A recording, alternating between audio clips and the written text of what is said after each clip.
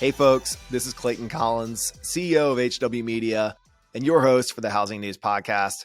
I literally just got off a plane and came into the HousingWire office here in Dallas, Texas to record the intro for today's episode. I've been out in San Jose, California at the Mortgage Bankers Association Technology Conference all week. And on the back end of MBA Tech, I couldn't think of a more appropriate episode to drop than my interview with Matt Rocco, chairman of the Mortgage Bankers Association and also president of Colliers Mortgage. In today's conversation with Matt, we talk about how quickly the market is changing and how that impacts banks, both depositories and mortgage banks, and how that flows through to impact on loan originators. We take a very holistic view of the residential housing market. Given Matt's strong background in multifamily and CRE, we like to take an approach that connects what's happening in the rental market and how that impacts and relates to what we're seeing in the single family homeownership market. And finally, we take a look at current CRE outlooks with specific consideration given to the impact on small U.S. lenders and some of the news that we've seen in the market about GSE credit loss preparation. I hope you enjoy this episode today with Matt Rocco, chairman of the MBA and president of Colliers Mortgage. This is Sarah Wheeler, editor-in-chief at HW Media, talking with Matt Dowd, vice president of product management at ICE Mortgage Technology, about mortgage automation. Matt, how does automated underwriting help the housing industry in general, especially with getting more people into homes? Well, there's a few ways that I can see how accelerating this process helps more people get into a home. First off, by reducing the time required to process loan applications and providing faster loan approval times and really making more accurate lending decisions. That should help more people get into homes. The quicker and consistent decisioning actually increases the likelihood of approval so that when we run across life events and such, which happen during any of the process and could change the borrower's circumstances. So by implementing the process in technology, and creating these speeds and efficiencies, I think lenders can focus more time on attracting more borrowers, which should result in more closed loans and ultimately provide more opportunities for people to become homeowners. Great points. And listeners, you can find out more at icemortgagetechnology.com. Matt, usually when you kick off a conversation, you ask, how's everything going? People are saying, oh, so busy. Things are moving so fast. And I think this might be actually one of those markets where things are moving so fast, it's worth talking about. So can we kind of kick off the conversation from your vantage point of president of Colliers Mortgage and MBA chair, kind of what you're seeing in terms of the speed of market, this fast moving market that we're all navigating in the last week at the beginning of the second quarter of 2023? Well, thanks, Clayton. And again, great to be here. I would like to start to your point about how fast the market is moving.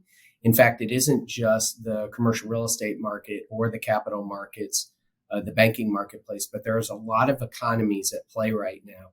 In fact, many of them influenced, to your point about how rapidly things are changing. This, for many consumers, is their bank, and it's their bank portal for which they could move deposits in an instant. And we saw that most recently in SVB and followed up closely by Signature and Silvergate and others. In fact, some influences as well in the CS transaction with UBS, in essence being taken over in conservatorship to UBS as the beneficial owner. But I think we need to recalibrate. I'm going to use that word throughout this discussion, Clayton, our expectations of momentum and velocity, because there are in fact two different things. Capital, by and large, for the last few years has been copious. It's been available in about every portal for consumer, retail, direct, and commercial real estate and capital markets. And what we need to do now is readjust to a whole bunch of conditions, including but not limited to new interest rates, price discovery and asset values, and then, of course, what happened most recently in the last few weeks with SVB, followed by a number of other banks that, if you will, under stress or duress, take your pick, but because of how fast markets have changed and consumer demands, and of course their imprint on what banks can and can't do. I've seen some analysis of how quickly deposits moved, and like rewind to the most significant crisis in our recent history, the great financial crisis. If you measure the days or the time frame at which deposits moved in 2008, 2009, you can measure that in days, and now that translates to hours. So like the amount of money that moved out of Washington Mutual happened over 48 days. What happened at SVB in 48 hours? So how do bankers start to contend with the fact that they don't have until Monday morning and like the Wall Street Journal print to make decisions? It's actually too bad that we didn't recognize, as all of us use these to transact banking relationships, but that we didn't adjust sooner. In fact, it's almost to a point now. I have great concern, because what can the bankers do, governed by regulatory concerns, by supervisory concerns, and now legislative concerns? If you were to pull up Bloomberg today, you'd see the hearings on SVB and others, dealing with this. But in fact, I think, again, Clayton, we need to use the word recalibrate ourselves to the expectations. Is this a supervision issue? Is it a regulatory issue? Do we need new legislation, for example, with the deposit guarantee, moving that up after the GFC to 250,000 from 100? That takes legislative action. There are emergency things the feds can do to stopgap some of the, if you will, runs on banks. But I'm afraid we also need to look at the regulators themselves, the same supervisors, and determine, do they have the tools they need? And in fact, are they regulating the greatest risk to the banking system today? So there isn't an easy answer. If you were to ask the bank executive, it would almost be like the crisis du jour that they're having to deal with. Concern about deposits, concern about expressed or implied guarantees to those same uninsured deposits. And then, of course, the crisis in confidence that they have with the banks, because the banking model, as you know, is set up, quite frankly, to reward, their largest depositors with advance of credit, with products, with lines and things of that nature. And when by design or default, depositors are almost forced to, for economic preservation and safety and soundness reasons, to spread those deposits elsewhere, it's going to be a challenge, not just for the banks themselves that see them go, but moreover, to the borrowers who would see presumably, restrictions in credits or advance rates or things that they might have, again, because they have that large depository relationship. Back to my word, recalibration. We need to reset what that looks like in the new world order of banking. Yeah, I mean, so much of the banking conversation gets focused in on the consumer side, but a lot of the biggest deposits, especially those outside of FDIC limits, are held by businesses. And it killed me to hear some of the dialogue that it was irresponsible for businesses to keep deposits greater than FDIC limits with banks, when even I run a company, a very small company that has payroll that exceeds FDIC limits in a payroll period.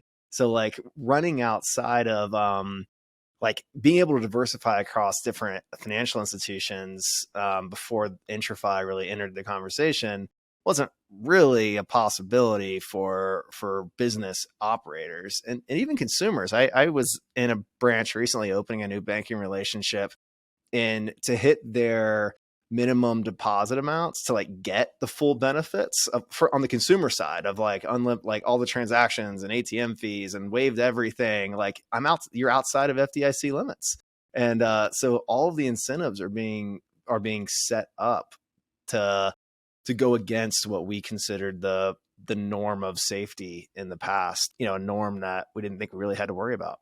That's right. And again, we're really dealing with yesterday's tools and today's rapidly changing market conditions, originally to your question. And I think that unfortunately is going to cause legislative action, regulatory action, and we have to be careful that we don't over-regulate the middle market banking environment into almost a financial utility. Because to your point earlier, they do provide tremendous liquidity and credit support, quite frankly, to most of middle market America. And that's a huge economic driver for our economy. In fact, Goldman Sachs, I think, Clayton, it was last week, estimated that governance and some, if you will, lending or credit extension relooks would shave 1/4 to 0.5% off GDP. And that's just because of that economic wet blanket on what it means for companies to grow and, to expand. So there is great concern out there. And I think in and of itself, some of the disruptions is awkwardly helping the Fed and tame some of the economic growth. It's just unfortunate that we had to do it with a crisis like the banking crisis that we went through, and moreover, perhaps still going through. But I hope that we do find a stronger footing soon. I do believe it'll encompass all of the above, though: regulatory, legislative, and supervisory action. And we'll just have to see where that plays out, because some of the too big to fail banks have no interest or economic alignment to serve that small to middle market consumer. And that's not their problem. In fact, it's not their fault. They're doing what they need to do within their regulatory framework to be successful and produce positive shareholder returns. So I think it's very important that we balance, updated guidance and of course, quality assurance and controls with today's rapidly changing marketplace and consumer demands.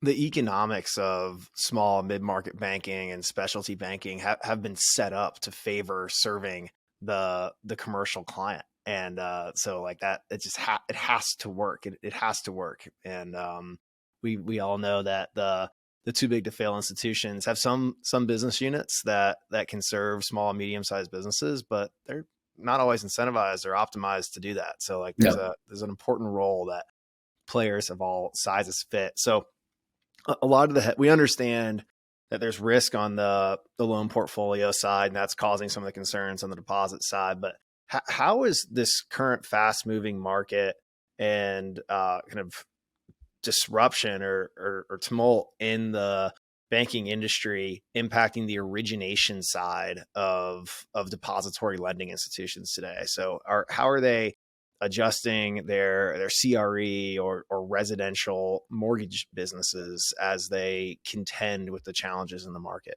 It's complicated because, whether they were in the warehouse lending to small and middle market IMBs, which produce just a significant amount of residential lending throughout the country, or whether it was through consumer direct or certainly in the CRE space, all those assets and quite frankly, become taller trees in banks' portfolios right now because of the decline in other metrics that they have, whether it's their total shareholder return, their stock price, the assets that they have, and certainly driven by deposits. So again, back to recalibration, they need to determine what kind of bank will they be coming out of this. And I think you're going to see a lot of banks have to look very closely at those tall tree exposures, whether it's in CRE, consumer. The consumer's under stress. And I think the way we've measured consumer coming out of the pandemic is wrong. I don't believe the Main Street consumer is as strong as people think they really are. I think some retail sales, some of the increases in stability that we've seen there in retail sales and output is associated with inflation and not necessarily consumer discretion. I think they just have to buy some of the goods and services. So banks need to recalibrate that. What does that mean to their credit card book, their auto loan book, their housing book, and certainly commercial real estate, because, the notional amounts in commercial real estate are so significant. Yeah. If you think that the consumer's under more pressure than we understand quite yet, I think that would also imply that we might be in a precursor to inflation falling off pretty quickly. To me, the data shows that the strong wage growth of 2021 and 2020, the first half of 2022, are going to fall off pretty quickly in 2023. And there's sort of a spending hangover that's going to happen, or an inflation catch up, when people start to see wage growth decline and prices sustain from the last 48 months of inflation, or 24 months of inflation. Do you think that dynamic, if you agree, will influence the Fed action over the next couple quarters? Yes. First, I think the 2% target is the wrong target. Okay. I don't know that we've had 2% inflation for a long time. I'm not sure that we even measure inflation in this country properly. And I'm not sure some of the tools we use, back to your earlier comments about banking and the rapidly changing environment there, are actually germane to where we are today in the economic cycle, whether it's the Taylor rule, the Phillips curve, or what have you. I don't think that they're reliable predictive indicators of what might be coming. So we need to be careful. When I grew up in the bond market, it was always said the bond market is never wrong. It just might be a little early. And yet we see conflicts between the equity market and forecasts and the bond market and what the Fed has done or expected to do as being, quite frankly, very disintermediated. So if we were to recalibrate back to that word, a true target inflation rate, and if that were closer to 3 or the low threes, I think that would be appropriate. I think the Fed moved very quickly. There's no doubt perhaps they started too late and had to play a big catch up. But the danger of what they did was in plain sight. So it's hiding in plain sight when they said, we're going to take rates a quarter and then a half and then 75 basis points, and we're not going to stop until. So it's a little bit of a shame on the market for not adjusting more quickly to those, whether you're managing duration or liquidity or your asset portfolios. You really needed to do that early on when the Fed said that we're going to increase rapidly and stay there for a long time.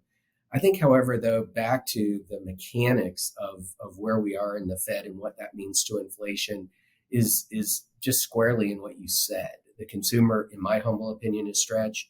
I do believe that credit will be curtailed, and that will have not only disinflation, but deflation to some of the space. And quite frankly, trees don't grow to the sky. So rents, whether you're in the office space, are declining rapidly.